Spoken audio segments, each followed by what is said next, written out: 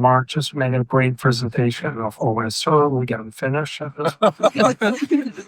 But, yeah, well, I first of all, I want to say thank you very much to both Solana and to the team on Catholic University to have this opportunity to speak. I mentioned that to Father Mortar right before this discussion started, that honestly, I really believe that in modern times of like this propaganda wars on television, on internet, on social media, like it's everywhere. It's really hard sometimes to feel like you understand what's going on. Where is the truth, right? Uh, who's a trustful source? What is right? What is going on? What is not going on? Really, and watching TV does not provide us this feeling that we can rely on that, right? And at least I feel this way. I feel that way, and a lot of my friends feel that way. So I strongly believe that personal stories is one of those solid blocks, a block which we can build our understanding of reality that is going on right now, which is pretty intensive and fast. And I'm extremely grateful to Catholic University to giving us the opportunity and providing that platform to bring what my family and me personally, as a Christian, believe is the truth, and what I, as a Christian, it is important to suppress to people so they can hear what is actually going on there, in Ukraine. So again, thank you very much, Father Mark, for the introduction. I also want to introduce you to my great friend, Jason. He's an American veteran, and I hope he's gonna bring us today a little bit of different perspective on the Ukrainian warfare, because he was there with me in my unit. Jason volunteered to come and train our soldiers, was a combat medicine, and not just that. Jason also joined our one of my lieutenant first deployments to Bakhmut region. So I think he's extremely courageous man, and I admire him, and I hope you also can enjoy maybe some stories about him too. So I want to start today from one point that I really want to make. I am just like anybody in this room. We are sane. I really understand well everybody, and I believe you can understand me.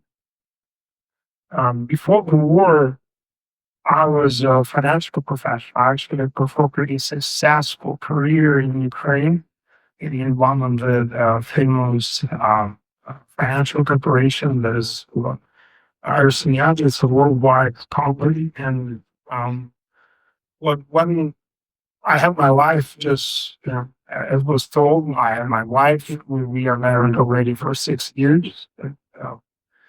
I have my first wife was pretty normal in all kind of ways. Besides the fact that we had revolution going on in 2014, which I was part of, and besides that, again, Russia's occupation of Crimea, I would say after 2015, life normalized, if we can say that in some ways in Ukraine. And I was just, like my normal day was I was waking up in the morning, going for my job, getting back, eating some food, watching TV series and Netflix with my wife, right? And then on Sundays, I was going to my church. I was part of choir, so like I did my small service to just really great life. It was peaceful, it was calm, it was stable. was planned, and I think in a lot of circumstances, people, when they feel in this ability, they sometimes can actually not feel happy because of that. I feel not otherwise. They can feel like they're losing face and not getting face because they are succeeding in life. And, I have seen a lot of my colleagues at work being not really happy people, besides a career, besides money, besides everything. And I think part of it because when you were in this good conditions, everything is nice, kind of trapped in the bubble of normal life, and you forgetting that Jesus calling us to do something with this world, and Jesus always teaches us that we should go after Him. And besides the comfort that we may have today, we should not treat it that way. We should actually think on what we can do to get closer to Jesus, get closer to the way He lived His life. And what we saw in the Bible and what we see in the Bible is that Jesus was always with those who suffer. We saw that Jesus is always with those who are in need, who are in disease, who die. And in normal life, we kind of losing our touch to these problems sometimes if we're doing good in our careers and all that.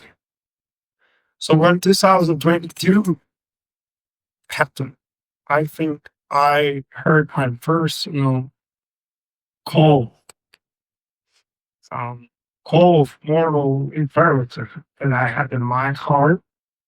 I say that it was a call, maybe by Holy Spirit, whatever you want to call it.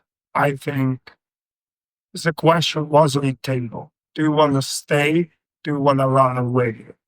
And what is right thing to do? And that dilemma was in front of me from my youth ages. I was always reading Bible and finding this contradiction in a way, in my perspective, which was wrong. I was contradiction in Old Testament and New Testament. We can clearly see Old Testament with all those rough, hard wars happening, whereas the nation of Israel was fighting constantly with different religious tribes of Middle East. As then we see in the New Testament where Jesus is always thinking about what to the end of the end. It was always contradictory to me. And moreover, in my society, in Ukraine, where I was born and raised, a lot of times people perceiving that you should not fight. For example, the war times. You should not fight. You should be loving your enemies. A lot of people openly saying that sometimes. So I was always full of this contradiction. I never understood it well. And one of my first trips abroad was actually a pretty conscious trip. I went to Auschwitz. So Auschwitz in Poland, which is pretty close. It's a neighbor of Ukraine. So I found this great possibility to observe the consequences of the Second World War and consequences that happened to one of the most religious nations in the world, which was the German nation at that time. And it was horrifying trip. It was horrifying trip, and I always had this question: if we have new generation of Nazis attacking Ukraine, should I fight or should I give up and step back? And I see a lot of religious people all over the world. In Ukraine, I saw some religious people in Europe, in America, saying something like, "Oh, you should not fight," this and that. This dilemma was given me by God in the 2022 directly. So I can experience these answers, not just read it somewhere heard it from some priest, which was extremely intelligent, and I tried to explain to me this concept. I never really understood it until I personally experienced it in 2022. Should I go and fight for my country, fight for my people, fight for my home, fight for my church, fight for everything that I believe in, so the democracy, my values, which I clearly saw is wiped out in Russia? Should I fight for this? Or should I just surrender and say, we need to change them from inside, or we need to talk to them and we need to preach to them or something like that? And that day when the war started and Kyiv, you hear bombarding going on, you hear some strikes and all that.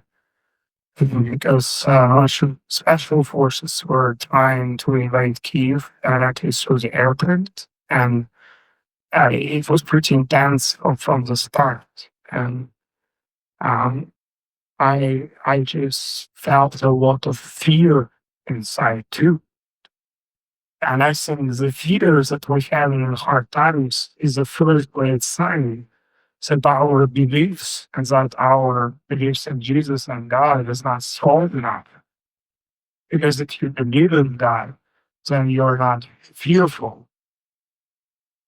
You are prepared for the end of times, as Father Mark said to me today. So I made my decision.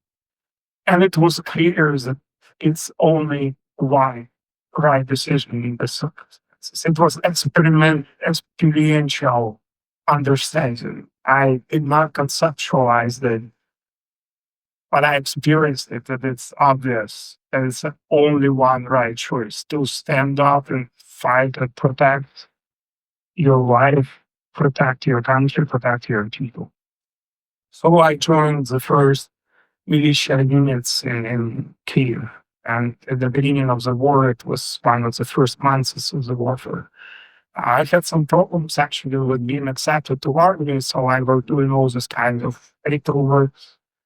And because I actually I have some health conditions, so that I came to the spiritual plan. I said, "Hey guys, I want to volunteer to army." They said, "We know you guys is health issues, very natural. We want to have you right now." So I joined militia, and I remember one of the first episodes of war that I saw personally, and that really struck me inside. It was during the first months. I was with my guys. We was in a military uniform already, finishing our paperwork with this militia, and signing the contract with our basis. And I remember 3 of us in a huge, like mega market kind of, huge hall, just buying some gear, some ropes, whatever we needed as a band. And we stepping up to the cashier desk. And there is this guy on the cashier desk with a huge basket. And that basket is full of alcohol. Like the whole kind of liquor, it was, vodka, whiskey, all kind of stuff. And you did not expect to see that in the beginning of the war when all men are standing up straight, going, taking guns, fighting for their country. And this guy is buying alcohol in the middle of it, in the middle of, and I just could not just do anything to myself. I just stepped to him and I said, "What are you doing, man? It's not right. It's a war going on and you're just buying liquor. It's not the right thing to do it. Get a better stood up and go and join the fight." And that guy, I will never forget his eyes when I said that. His eye was full of sorrow, pain. And he started talking to us. And he described us that when the war started, he's actually from the Bucha area. And when the war started, he was on some, kind of working in a different city. Like he made a business trip. So when the war started, his family got into the occupation in that area, or on the north from Kiev. And basically, he said, when the war started, I asked my wife and my two kids, because he showed photos of her young daughter and young son. And he asked them to go to the basement and hide because there was a lot of explosions happening on the north of Kiev, and you clearly can read about it. But he said that he asked his family to hide in the basement all the times.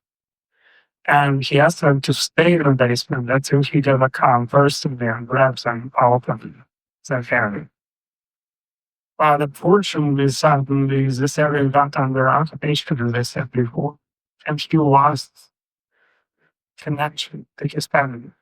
As they were not answering his calls, he said, and he was panicking. He went to this area, besides the fact that it was ongoing combat in this area. And then he showed another photo. And he said, I came in the area of my house. I have found the car of my wife. And here it is. And he's showing this photo of the car full of bullets. Just everything was in small bullet holes. Then the second photo was a back seat full of blood and the front seat full of blood. And he said to me, unfortunately, I have not found either my wife, either my kids there. But I found only the car of my wife. After that, I was not that, I was not judging him anymore for buying that liquor and to fill all of his basket with the liquor. But instead of that, I felt anger. I felt one of the most saddest points of my life instead at home. Because I accused that guy. I made an argument with him. And I was hungry. I was extremely hungry. So after that happened, I became even stronger in my decision to join the military, joining the actual armed forces, not just militia. Besides the fact, my health condition and everything, I just strongly heard second call for myself. I need to give everything I can to win this fight because this is new. And I think a lot of us, again, sometimes can say, and actually a lot of friends of mine saying something like, oh, we're just small people. Oh, we cannot do anything, with the circumstances that we see around. We cannot change the world. We don't have sufficient resources. Whatever excuses we got to tell why we are not doing something with what's going on. So I joined the army and we made the first deployment to Bakhmut, where I have mentioned I met Jason. And it was also an important moment for me because I realized if people can come from other continent to deal with this war, with this nation that these people have nothing to do with, no history, no family connections. And these people are coming here to fight for their ladies and maybe to give their own sacrifices. How there can be Ukrainians that not joining the forces, that are not joining the fight. So after first deployment, I realized that the battlefield is extremely ineffective, that we are fighting with the means of the 20th century, with the logic of the 20th century, and that we have a lot of means that are far more developed than the means of 20th century. And I put all in on drones. And after 1 year in army, I have found myself as a commander of 20 amazing, brilliant guys, engineers and soldiers in one of the first drone uh, reconnaissance and kamikaze operations platoon in mechanized infantry. Definitely first one for the Sounds Brigade. So, was it right decision? I don't know. Right now I'm standing in front of you without my hands being blind. I made my own sacrifice there. But was it effective decision? Well, if you look on the front lines of Ukraine right now, 80% of all the um, you know tanks that is destroyed, machinery, weapons, artillery is destroyed with drones. So I guess it was a good decision to build that unit. Didn't my team influence anything at all? We were just a small team of, well, at the beginning we were just three of us, basically with these crazy ideas. We had these toys, dear commander, sir. We have these toys, I just, pull some weapon around it and we're going to be able to destroy a Russian tank in 10 kilometers. So I remember commander laughing at me when I said that first time. Well, it's not funny anymore, right? But I think all of those 3 guys and 10 guys and 20 guys at the end, and now it's even more, it's 40 guys in the platoon. I think these people made the history. These people made the change. And besides the fact that we have any kind of logistical problems with weaponry now from our allies, we still have strong drone production and drones that help and protect our cities from being wiped out by Russians. Just like they did with Mariupol, just like they did with a lot of other cities. So when we are finding ourselves in this thought, oh, what I can change? I'm such a small human being, have nothing, no skills at all. In my case, I have no previous military experience at all. I have health conditions and on construction point, actual real military tough guys, with big muscles and guns. They said to me, you're not from military, you're just a skinny guy, just forget that, go away.